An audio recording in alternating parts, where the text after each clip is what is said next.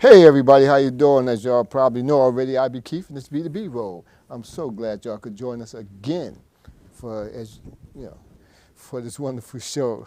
I'm so giddy. You know why I'm so giddy? You probably haven't noticed, but I changed my attire. I'm switching up my game here. So I just wanted to let you guys know that. We are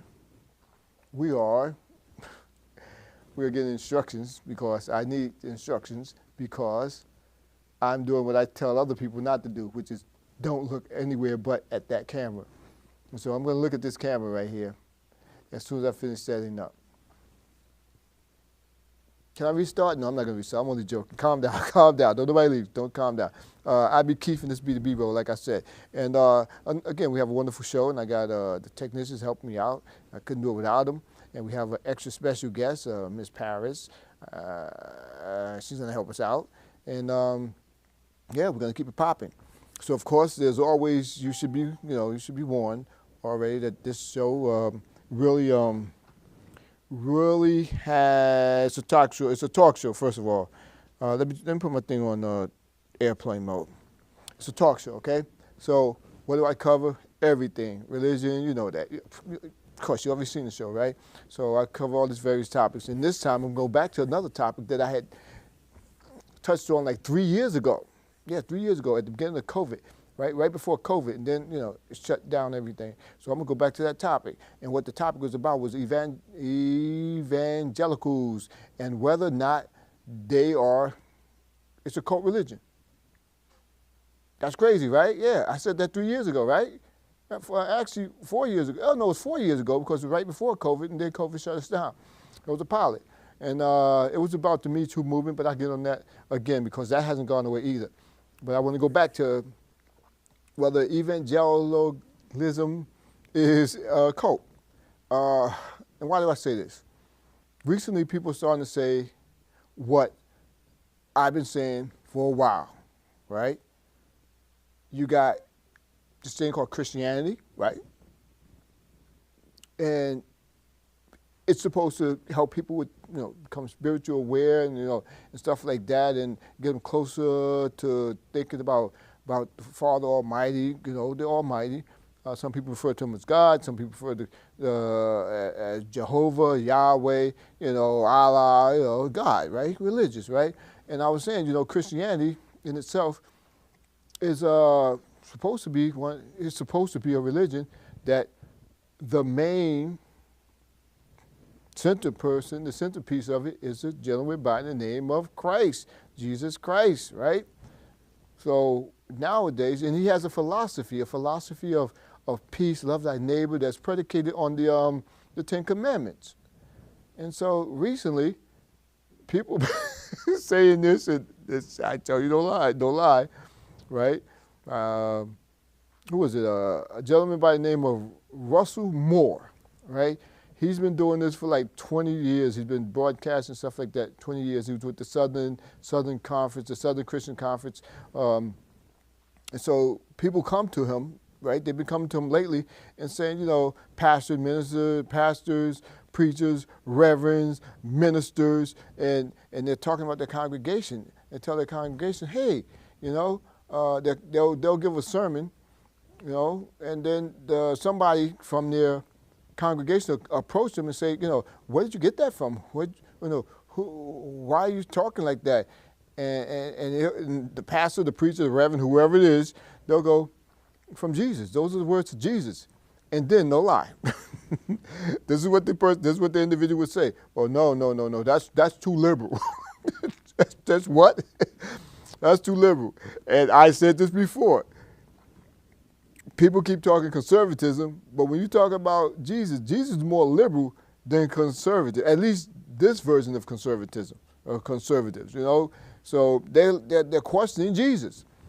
And at the same time, they put on the pedestal Donald J. Trump. Hold up. You put on the pedestal Donald J. Trump. They listen more to Donald J. Trump than the words of Christ. I mean, they totally they disregard. No. It's got to be more like violent and stuff like that. And recently, I've been thinking about something. and I'm going to throw this out there. I would just suggest this, that you do unto them that they suggest that you do unto others. What does that mean? Well, if somebody suggests that you do something to somebody, yeah, well, do it to them and see how they like it. They tell you engage in a riot or go beat people up and overturn governments and treat people bad and call them names and stuff like that. Well, treat them the same way. See how they like it, right? I just wanted to throw that out there. Now that's been said, back to the topic at hand, which is, what was I at? Oh, evangelicals, right? Is it a cult? Well, guess what? Jesus was looking at this over 2,000 years ago. He did a sermon. He did a sermon about this 2,000 years ago. No, I'm serious. He did a sermon about this 2,000 years ago, about this Christian nationalism, which is what it is. It's white supremacists that they gave it another vessel. I've been saying this for like 25, 30 years, that's what they do. They will take something and they will put it in a different vessel. I think it was a comment about why would you put old wine in a new wine in an old wine pouch, right? If you want to sell it as if it was good and aged wine, then you'll put it in the old stuff. If you want to sell it as new and it's bad wine, you put it in a new bottle, right? Sell stuff. So that's what they do. They remake themselves. Like 20 years ago, they called themselves the Tea Party, right?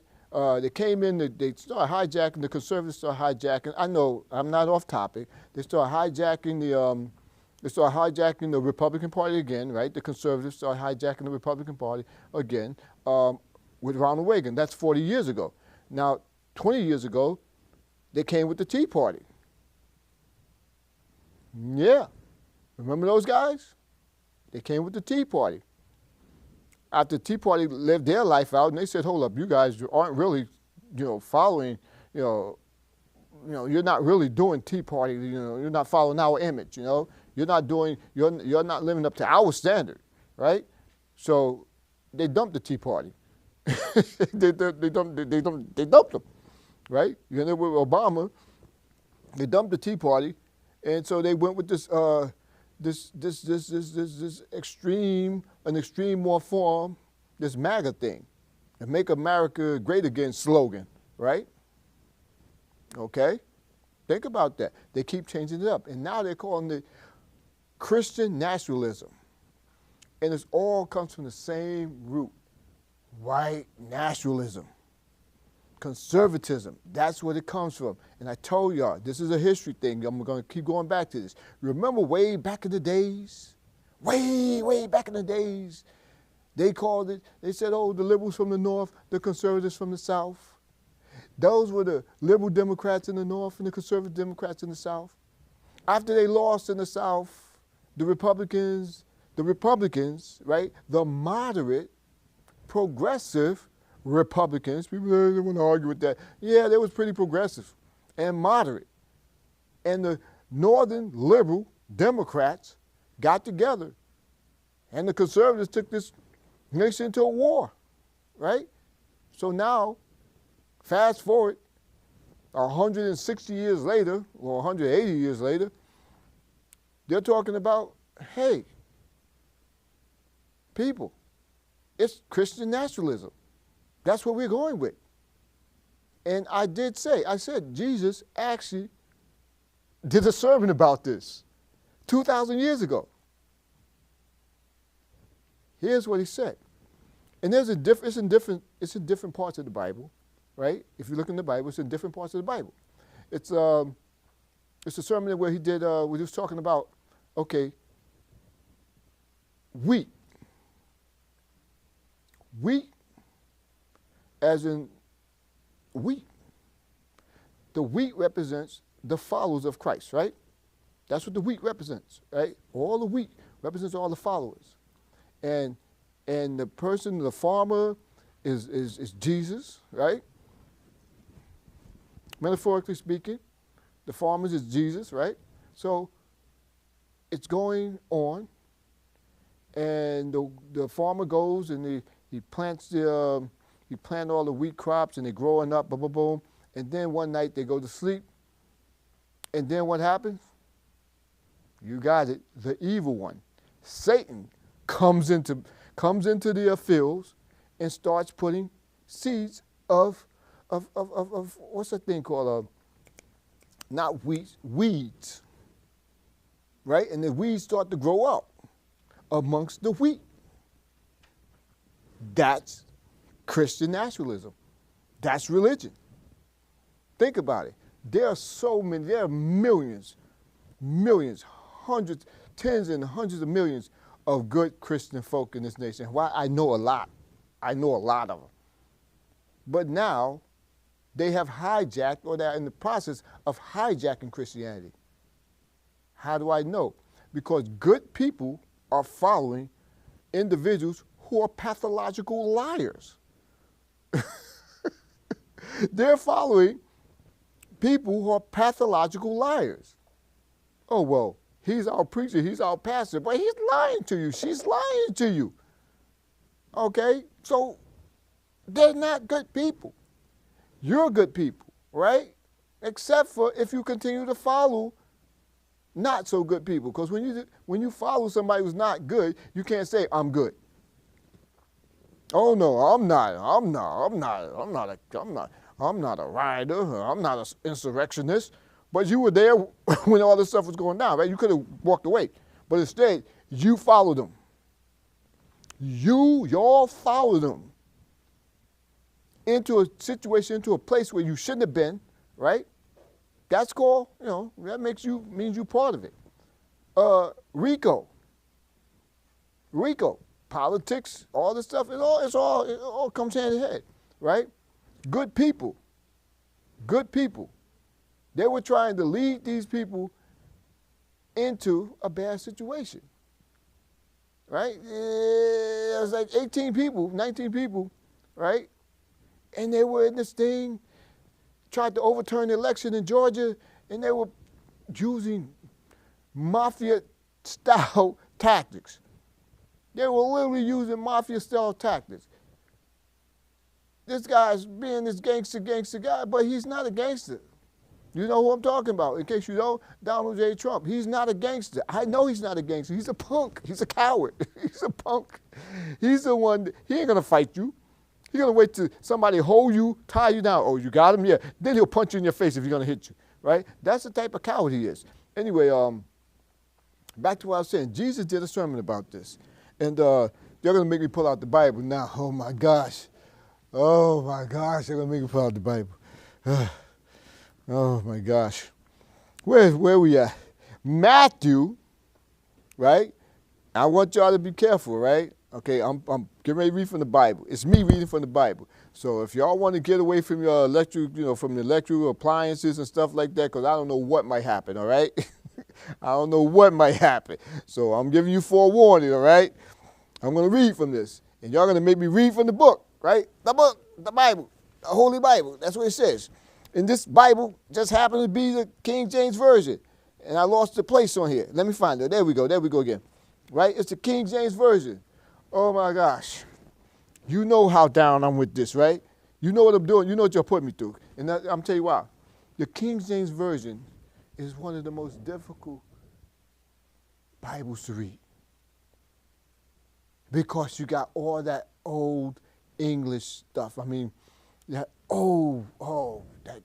that King James translation stuff, thee, thou, those, is so hard. But I'm going to do it anyway. Chapter 13, right? It says the parable of the sower, right? The same day went Jesus out of the house and sat by the seaside, and a great multitudes were gathered together unto him, so that he went into a ship and sat. And the whole multitude stood on the shore. So he went into the ship and sat down, right? And he spake. That's what it says, spake. Like cake, spake, right? Instead of spoke, it says spake, right? Many things unto them in parables, because that's how Jesus talks. He talks in parables, right? So this is direct. Look, I'm telling you. Look, serious. See the red quotes? In case you don't know, the red quotes in the King James Version are supposed to be direct quotes from Jesus, okay? Here we go. I can't believe y'all making me do this, but I'm going to do it because it's chapter, I'm telling you right now, it's chapter 13. It's Matthew chapter 13, and I'm going to read as many verses as I can before I just fall out. Because it's from, let's see, I believe it's 24. Let me see. What's 24? 24, 22, 24. Nope. Answer, and because it is given unto you to know the mysteries of the king, and whosoever hath to him, he shall be given, he shall have the abundance of whosoever. Therefore speaking I to them in parables, because they see me not in hearing, they hear not. Okay.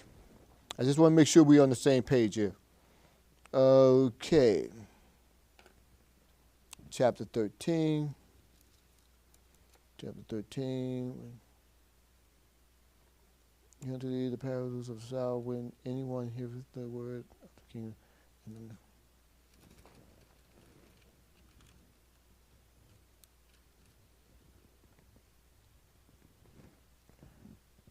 Okay, kingdom. Okay, here we go. I told you.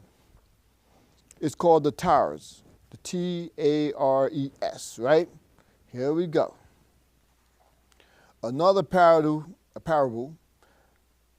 put he forth unto them, saying, the kingdom of heaven is likened unto a man which sowed good seed in his field. But while men slept, his enemy came, enemy, referring to Satan, enemy came and sowed the tares amongst the wheat, that's the weed, right? The weed amongst the wheat, and went his way, right? So he came in, he planted his stuff amongst the good wheat, right? The bad stuff amongst the good wheat, okay? And he went, but when the blade was sprung up, that's the grass, that's the actual weed, and brought forth fruit, appeared the tares also, that's the wheat, okay? I mean the wheat, and that's the wheat.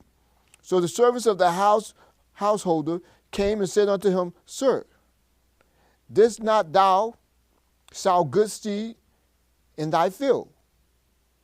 From hence then have it tares. Okay, so he's saying, okay, dude, I thought you put some good seeds out there. But we got weeds growing in there now amongst all the good fruit. I mean the good, what they call the wheat fruit, okay? So you got weeds growing in there. He's like, okay. So the servants of the house,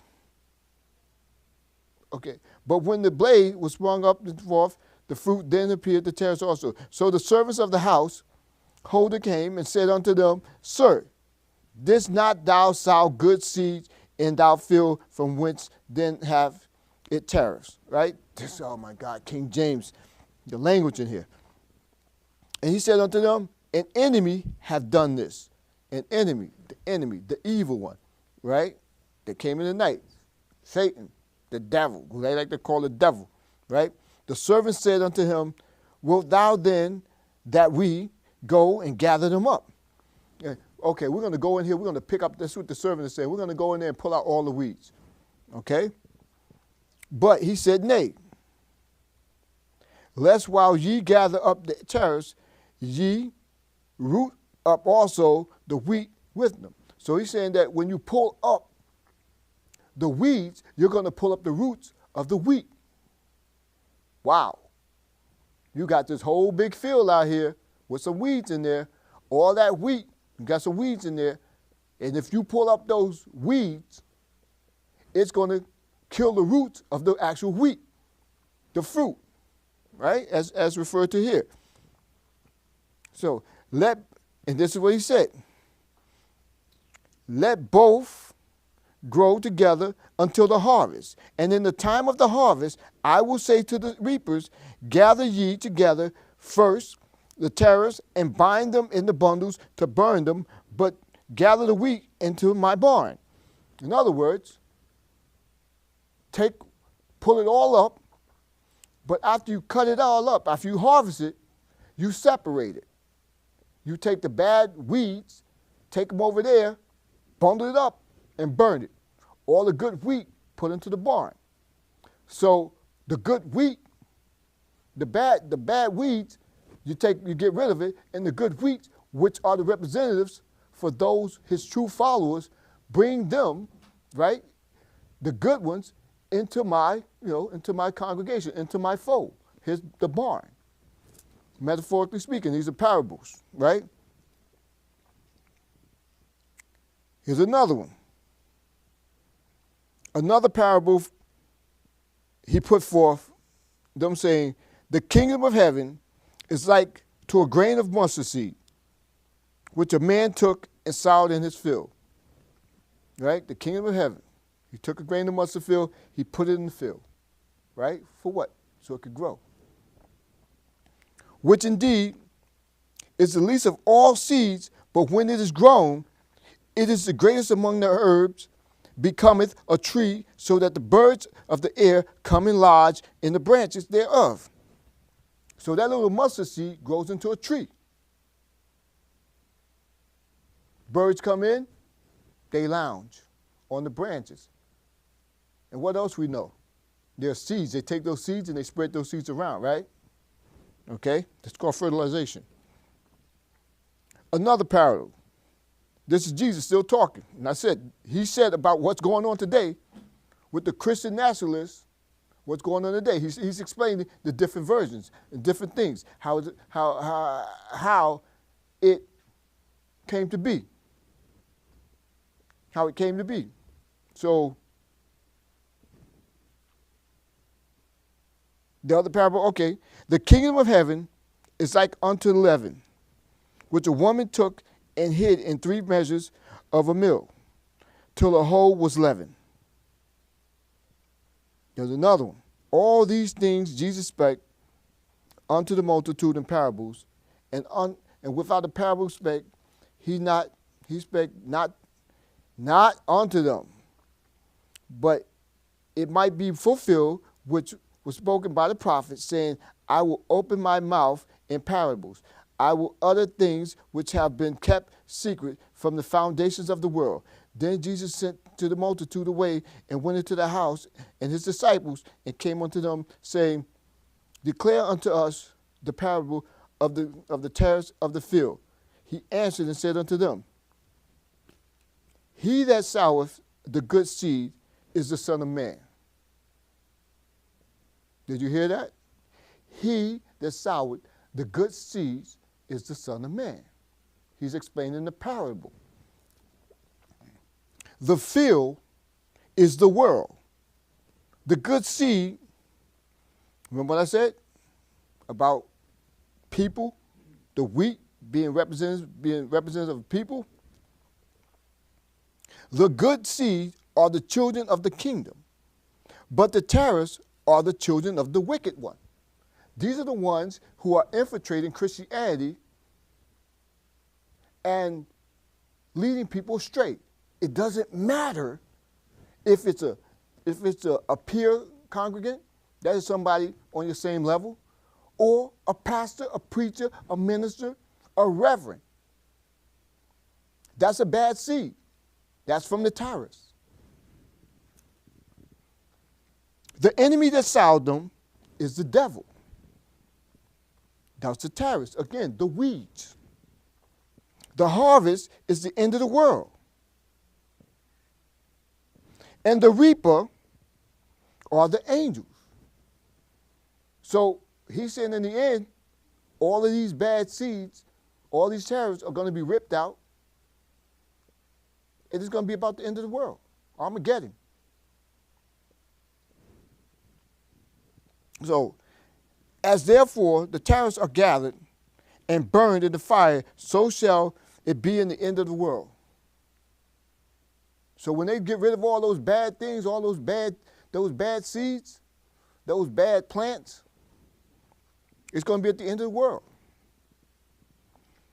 The Son of Man shall send forth his angels, and they shall gather out of his kingdom all the things that offend, and them which do iniquity.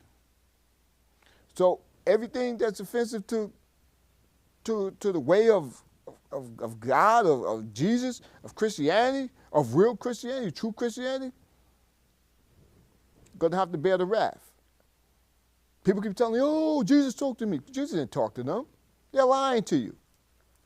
They're lying to you. When they said Jesus told you to go hurt people, harm people, talk about people, destroy people, to put yourself more aloof than other people, to separate yourself from other people.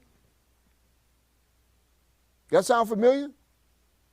Sound like Babel a little bit to me when they separated themselves. And what happened? God said, guess what? Y'all all got to speak different languages now. Holy dip. So when people tell you that stuff, then what they're doing is they're going against actual teachings of Christ. Yeah, that liberal talking dude. Yeah, that liberal talking woke dude. And for the record, there ain't nothing out here more woke than Christianity. There was no one more woke than Jesus. Be clear about that. The enemy shall them, and the reapers are the angels. Verse 40. As therefore the tariffs are gathered and burned in the fire, so shall it be the end of the world. 41. The Son of Man shall send forth his angels, and they shall gather out of his kingdom all the things that offend, and them which do iniquity. 42. And shall cast them into a furnace of fire. There shall be wailing and gnashing of teeth. Why? Because they taking them, they're going to rip them out and throw them into where? You know what the fire they're talking about, right? In case you don't know, they're talking about hell, all right? 43. Then shall the righteous shine forth as the sun in the kingdom, their Father, who have ears to hear them, let them hear. Because only the righteous will be able to hear God, and only the righteous will God hear, will Jesus hear. The son of the Almighty, right? According, I'm the first one to tell you. I'm a minister. I'm not Christian. Our beliefs are similar because I look at the Ten Commandments, and this is based on the Ten Commandments, but we are not. I'm not Christian. I'm not Muslim. I'm not Jehovah's Witness. I'm not Judaic. I'm a minister. And I've already said this before. People want you to hate, Christians to hate Muslims so much, and Muslims actually want themselves to be separated from everyone else. But here's the thing. They all share the same prophets. They all share the same prophets. The only difference in the prophets between Christians, Jews, and Muslims is that Jews don't acknowledge Jesus as a prophet. Right? Think about this. Christians don't acknowledge Muhammad as a prophet. Are we looking at this? Are we hearing this? Jews do not acknowledge Christ or Muhammad as prophets. Christianity does not acknowledge Muhammad as a prophet. Muslims acknowledge all the prophets of the old Bible, of the Old Testament, and most of them of the New Testament. Do your research.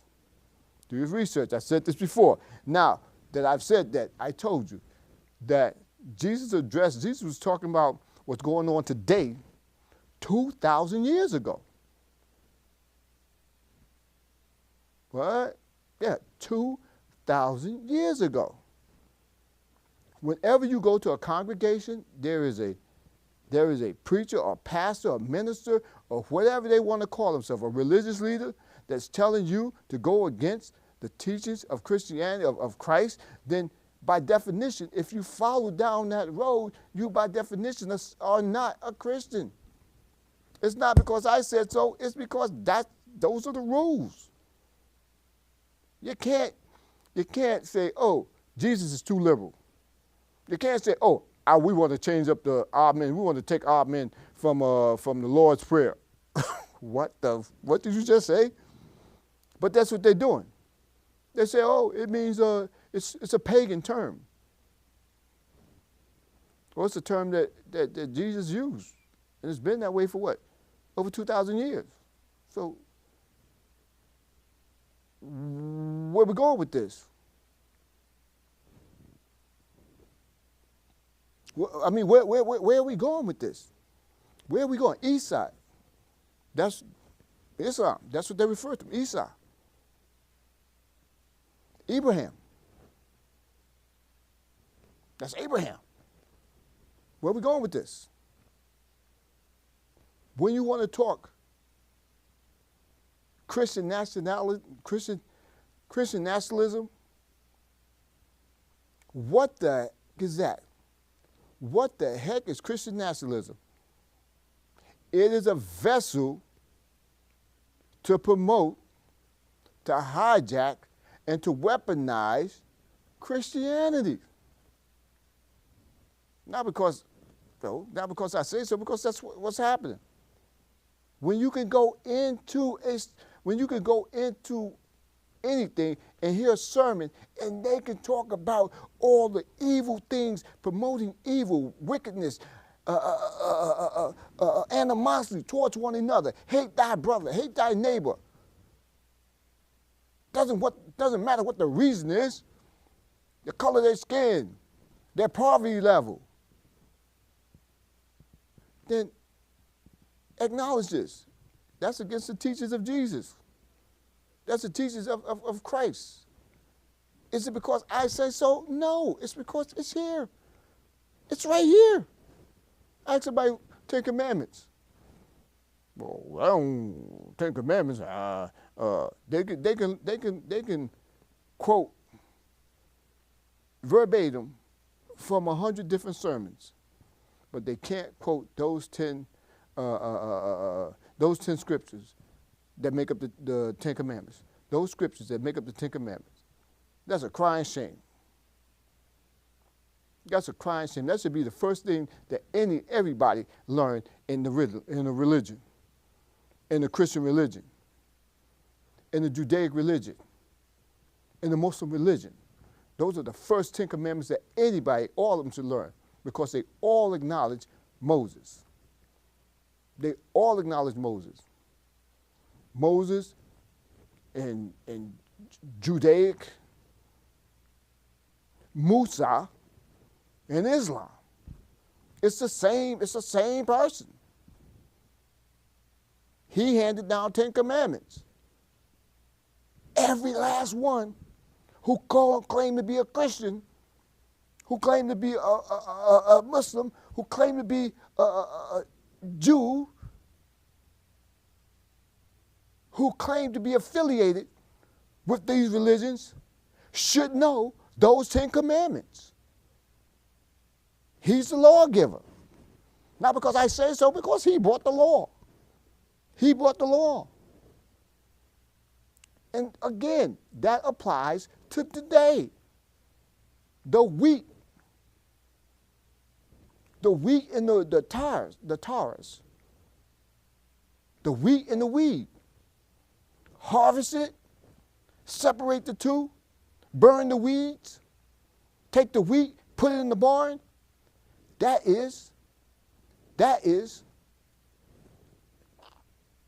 predicate. That can be applied to today. What? To the same thing that Christian nationalism is. You have people who are literally promoting a leader or encouraging driving people to follow an individual who, by definition, is the exact opposite of what the second coming of Jesus is supposed to be, or Christ is supposed to be. Oh, he's the victim. I said this in my last show. Stop talking about this guy, Donald Trump, as the victim. He is a man, a very corrupt man. He's been a womanizer forever. Oh, no, yeah, forever. He's been known for that forever. How do I know? I've known him. I used to live in New York. I know about this guy from 1980. I do. They say, oh, he was a racist until he became president. No, I remember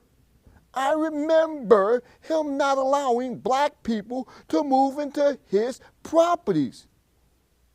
Even it didn't matter if they could afford it. He didn't want it. This is a fact. This is reality. This is what was happening. So back to what I was saying. I just wanted to say that to follow up on that, on something that is applied to today, to show you that Jesus already addressed this issue of what was going on now. So you can't call yourself a Christian. You can call yourself a cult member because you're not following Christianity. You're not following the words of Christ. You're not following the words of Jesus. You're following the words of men who are getting you to follow a leader who is a criminal, a liar, a pathological liar. Here's the deal. You remember when COVID started? Remember what they were saying? Oh, it's nothing.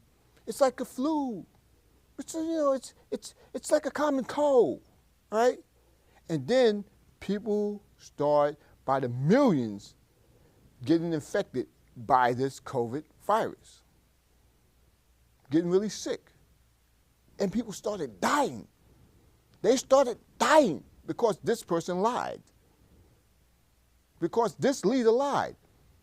And then he admitted it on TV during an interview 3 months into it, 3 months into the year. It was like March or April, like 3 to 4 months. He did an interview. And he admitted that, yeah, I lied. It's a very nasty disease. It's a very virus. And it's airborne. And it's like, what did you just say? Yeah. Oh, well, he was honest. His honesty caused millions of people to die, millions and millions of hundreds of thousands, millions of people to get infected. And at that time, hundreds of thousands of people were dying. That's what Mr. Honesty did. He's a liar, pathological liar. And on this network, what they call this network, Fox News, Fair and Balanced, the most trusted network of all news, right? The same network who just had to dole out nearly $1 billion for what? For lying, perpetuating the lie. Perpetuating what lie? The lie that the man, Donald Trump, that they are trying to get you to follow him now because he's the victim. He's not the victim. You know who the victim is? The victim is America. The victim are all the people who listen to him. The victims are the people who are listening to his surrogates running around here telling him, oh, no, we got to support him because he's a Christian man. He's not a Christian man. If you want to say a Christian man, he's a Christian nationalist man. He's not a Christian man. Okay? I just wanted to say that, to get that out of my system so that you guys can understand that. And look, I brought up the big weapon, right? I told you I'm a minister, right? Right? You know that, right? I told you. I'm an honest, almighty minister. I just don't throw it in people's faces, and I don't try to force my beliefs on them because they're personal. I understand that, okay? And people get, they get slighted. But check me if you can. You know what I'm saying? But when you do, correct me if I'm wrong. You ain't got to acknowledge me if I'm right, but correct me if I'm wrong, if you feel I'm wrong. And I'm good with that, okay? So here we are. Let's move ahead. We'll put the Bible. I can't believe y'all made me pull out the Bible. Oh, my gosh. Anyway, what were we talking about? Okay. Let's go to our next topic. The mugshot. We're going to go through this real quick. The mugshot. For some strange reason, conservative news network, right-wing, whatever you want to call them, think that mugshot so resonate in the black community that, that we are so proud to see him, that, that the mugshot of Donald Trump, that the black people starting to flock to him. No, no, it's not. It's not. That mugshot does not make anybody really resonate and say, oh, I want to become a Republican. I want to become a MAGA person now, No, you got people who follow black Republicans or blacks for Trumps, and hey, look, that's your choice. But don't try to blow smoke up my pipe, man. Don't try to gaslight me with the guy, because he's a fake, he's a phony. 91 indictments.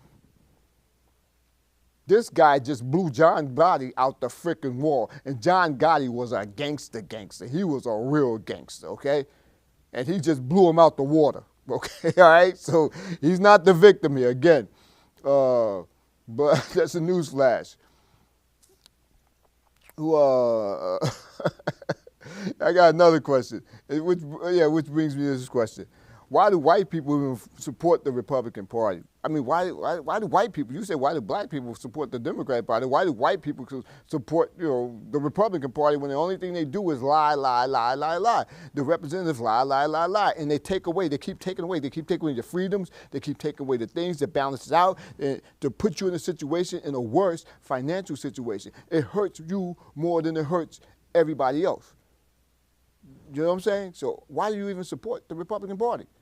Why do you support this brand of conservatism when it's totally against your upbringing? Unless you was brought up as a fascist, as a hate-monger white nationalist fascist, yeah, okay, I get it. But otherwise, why? I mean, listen to this guy. Everybody heard this new guy, Vivek? He's a billionaire, right? Running for president. During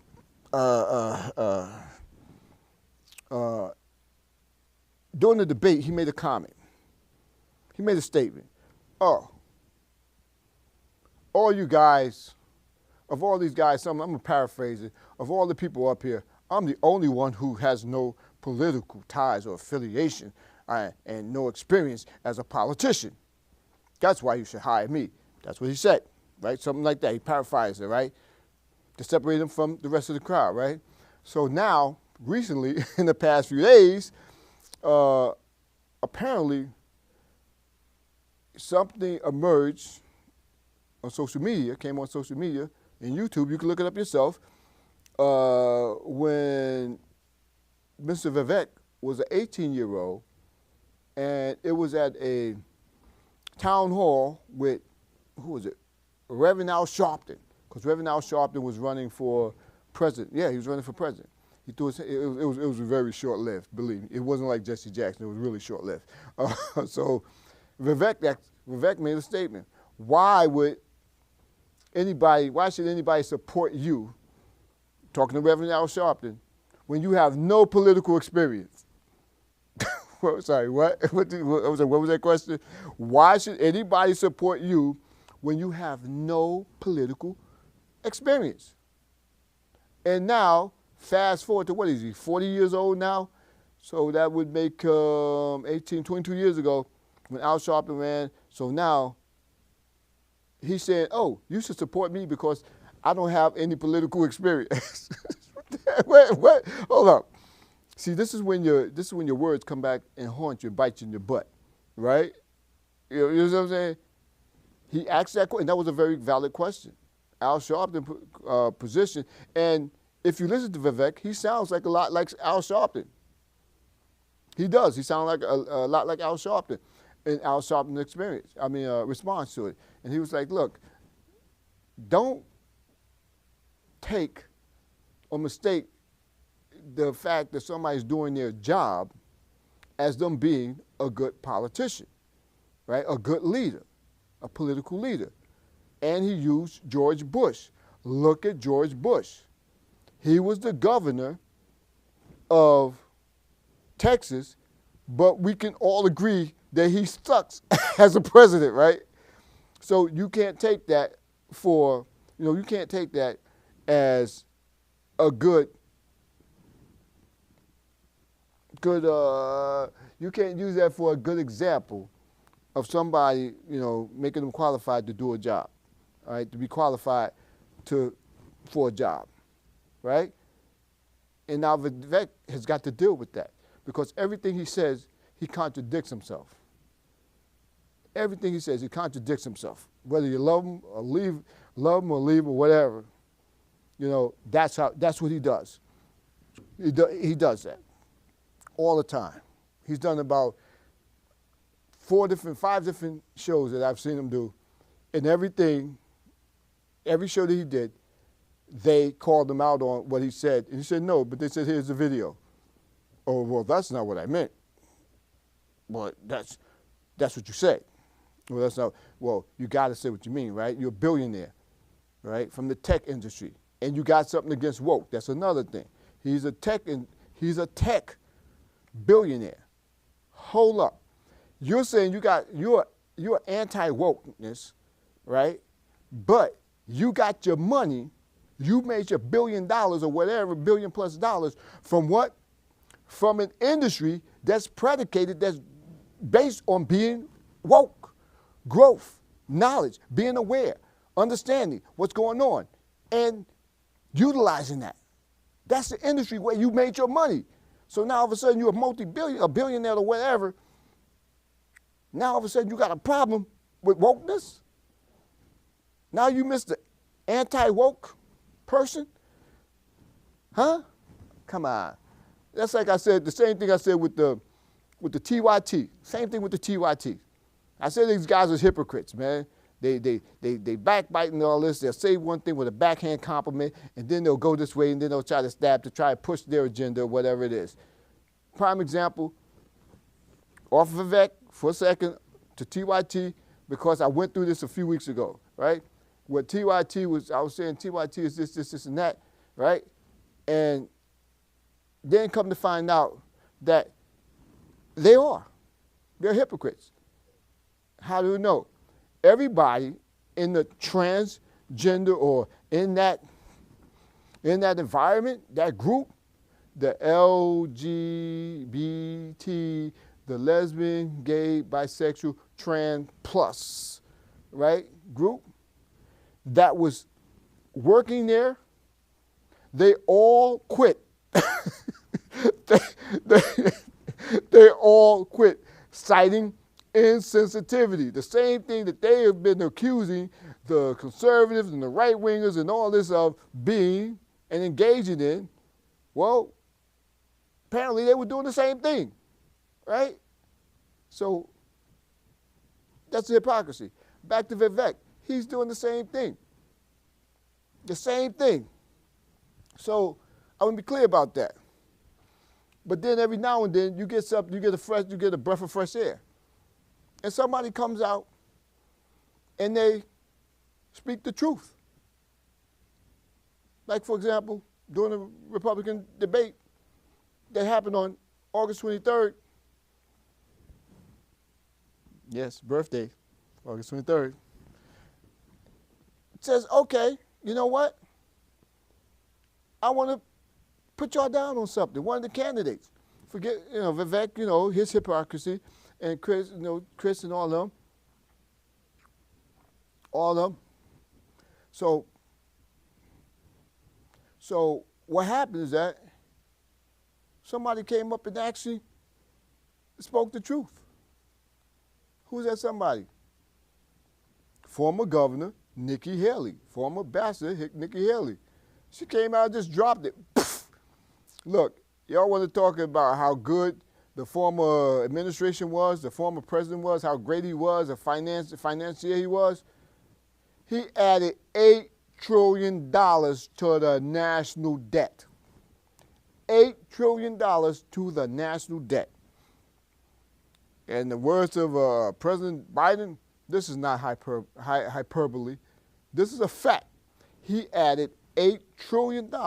His policies added, his policies and leadership added $8 trillion to the national debt. But they want to say, oh, Democrats were the bad people. Only problem with Democrats is that they don't know how to speak up for themselves or deliver a message outside of Congress. All right, outside of Congress. In Congress, they're good.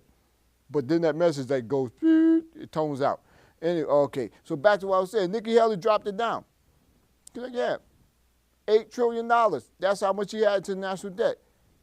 Another little caveat to this national debt, this multi-trillion-dollar national debt. Are you aware that in, 1940s, mid-40s, the national debt was at $3.5 trillion? Yeah, the national debt was at $3.5 trillion. In the 1900s, it was around the 1900s, the national debt was $25 million. Yeah, you heard me right, $25 million. Then the Great Depression came. Under conservatives, the Great Depression came. National debt. And when it hit America, guess what? It hit the whole world. America is at 25%. Some countries is at 50%. And 80% unemployment. 80%, you heard me, 80% unemployment. That's crazy, right? That's crazy, right? 50%, 50, 60, 70, 80% unemployment. That's crazy. Let's fast forward 2 world wars. American national debt was at $3.5 trillion. Now get this. Under, who was it? Not JFK, the other one.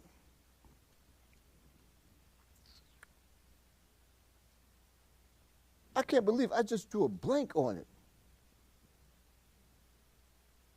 Not Herbert Hoover. The other one. R. No. R. Before JFK. Before Eisenhower. Yeah, before Eisenhower. FDR. In his second term, the national debt was at $3.5 trillion, right? They start working on it. They passed Social Security, right? Social Security and stuff like that. They called it welfare socialism, but it was to help the American people out because that's part of the pledge in the Constitution. The Constitution, the Declaration of Independence. This is part of the pledges, right? So it was at $3.5 trillion. During his third term, because he was the last president to serve 3 terms. Barely made it out that third term, by the way. So it went down. Then his vice president became president. It continued to go down. It hit Eisenhower. Eisenhower was a 2-term president, right? So at the end of Eisenhower, which was a Republican, a moderate Republican, the national debt came down to like $2.5 trillion.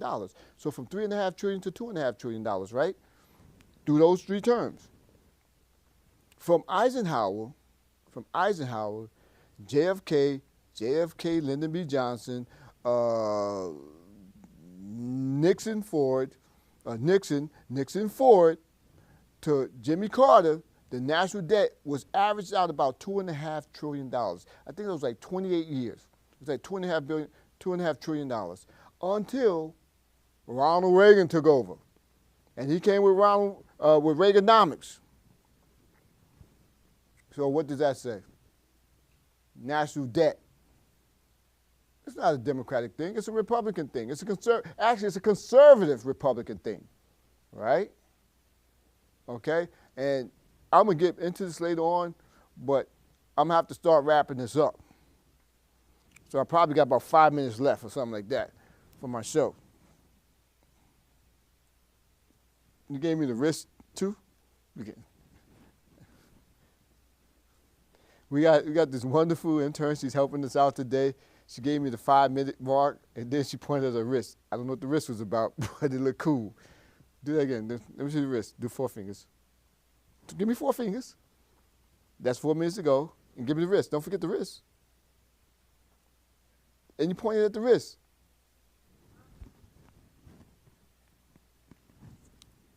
Do I got 4 minutes? It's 4 minutes, but just give me the wrist. The finger with the wrist. There we go. There we go. There we go. Thank you. I guess I won't get her helping me here no more.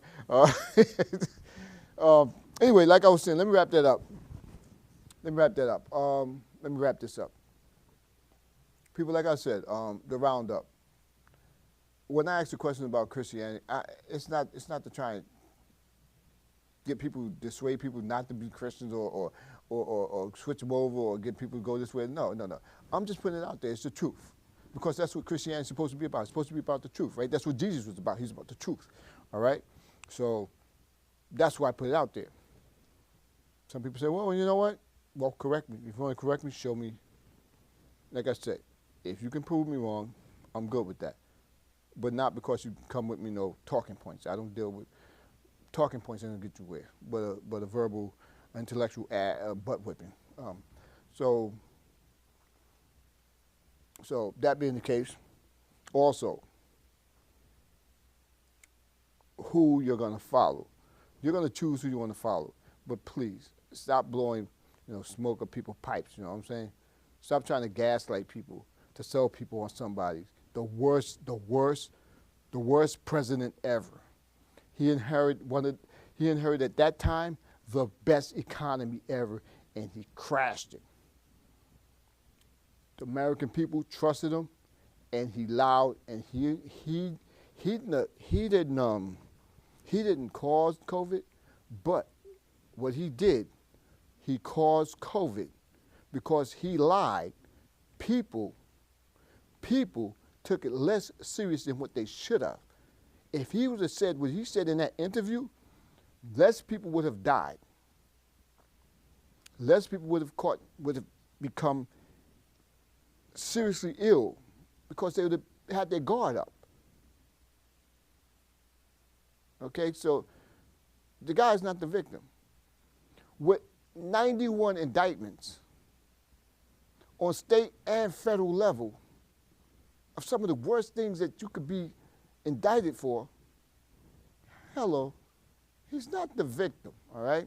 The victim are the American people and those people who are being duped to follow him. Who you choose to follow is who you choose to follow. But look at these people for what they really are, okay? Vivek, oh my gosh, this guy's all over the place. He'll lie over here, then they'll bring it to him, boom, and that's it. That's it. Oh, no. Then they want to drop it, all right? Okay? That's just, if you want to follow that person, I get it. You want to follow Junior Con Man? Fine. That's okay. Nicky Haley, right? Am I trying to get you to follow Nicky Haley? Yeah, but she put the truth out there. So what do you want? You know what I'm saying? And then I haven't gotten into the African diaspora thing with the gatekeepers, the Ice Cubes and who else, and the Kanyes and these individuals talking about how Jamie Foxx was cloned, and Jamie Foxx said, "No, I'm really Jamie Foxx." Serious? The gatekeepers, the ones who try to talk you into using drugs and all this other stuff, and being real is getting a gun and popping the next person, shooting, killing each other. That's all right. We gotta take this stuff into consideration, man. You gotta look at all this. You gotta take it with a grain of salt, right?